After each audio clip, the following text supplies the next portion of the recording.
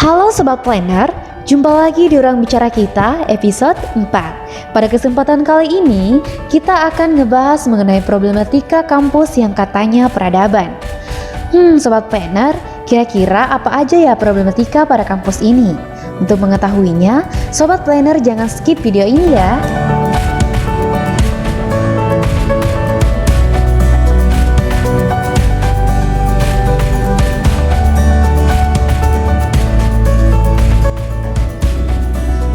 Dalam dunia perencana, kita dapat menemukan istilah pengendalian pemanfaatan ruang, di mana pengendalian pemanfaatan ruang merupakan salah satu dari kegiatan tata ruang yang bertujuan untuk menjaga tercapainya konsistensi pemanfaatan ruang sesuai dengan rencana tata ruang yang telah ditetapkan.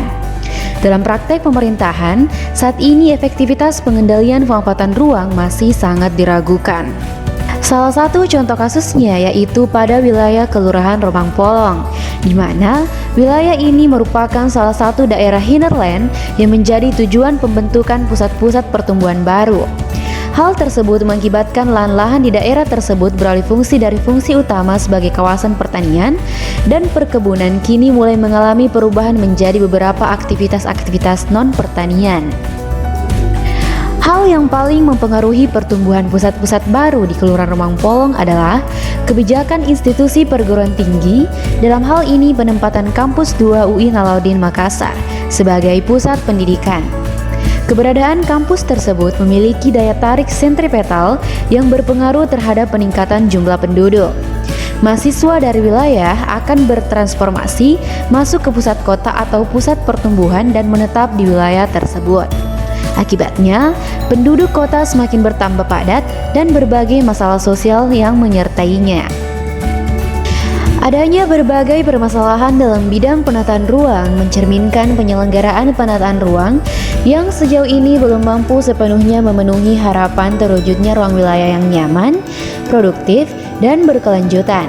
Untuk itu, diperlukan langkah-langkah yang sistematis yang diharapkan mampu mengefektifkan penyelenggaraan penataan ruang termasuk dalam pengaturan pemanfaatan lahan agar sesuai dengan rencana tata ruang.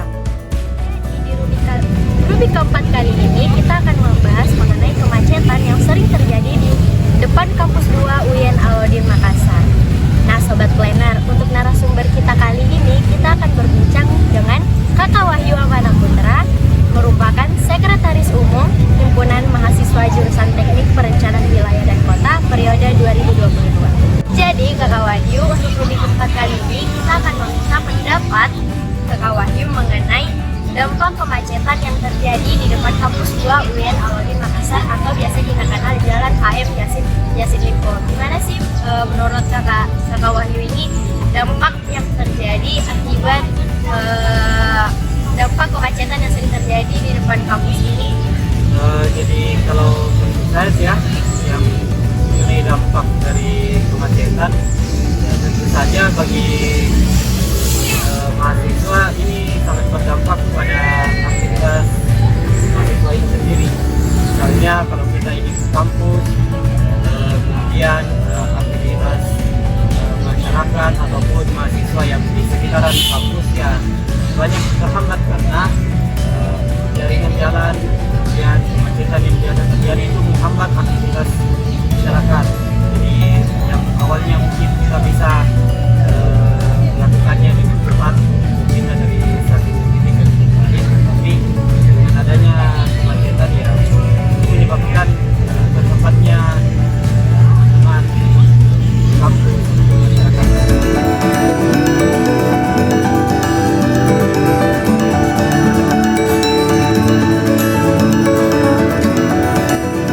Nah, Sobat Planner, Dengan hadirnya pusat-pusat pertumbuhan baru ini, tentunya akan membawa pengaruh bagi kondisi sosial ekonomi masyarakat di sekitarnya.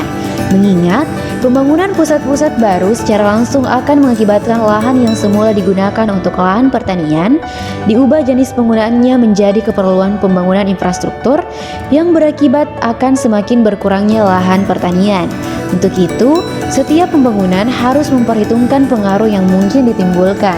Pengaruh positif dari pembangunan pusat-pusat baru diharapkan mampu menyerap tenaga kerja dan meningkatkan pendapatan masyarakat.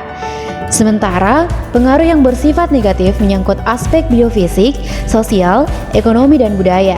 Aspek biofisik tampak pada terjadinya polusi air, udara, tanah yang pada tingkat tertentu membahayakan kelangsungan hidup semua makhluk.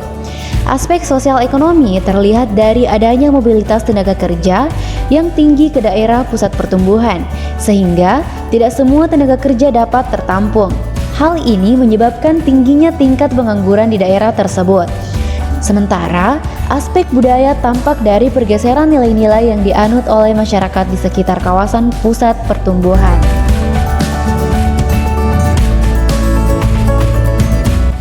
Nah, jadi itu dia Sobat Planner, pembahasan kita kali ini mengenai problematika yang ada di sekitar kampus yang katanya peradaban.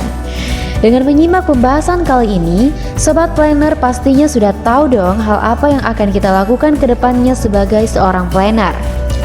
Sobat Planner, mungkin ruang bicara kita episode 4 sampai sini dulu ya. Bye-bye.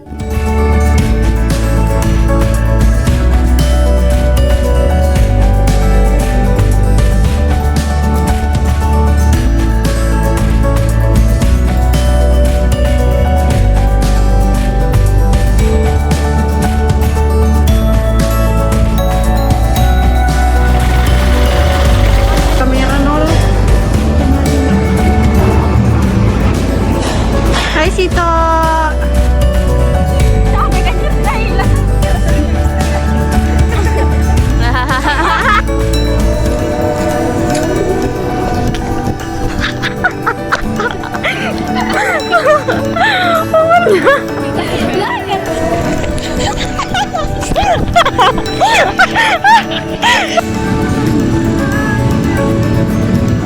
Gua kalau di sini bilang mau kayak gue diwawancara ke sana.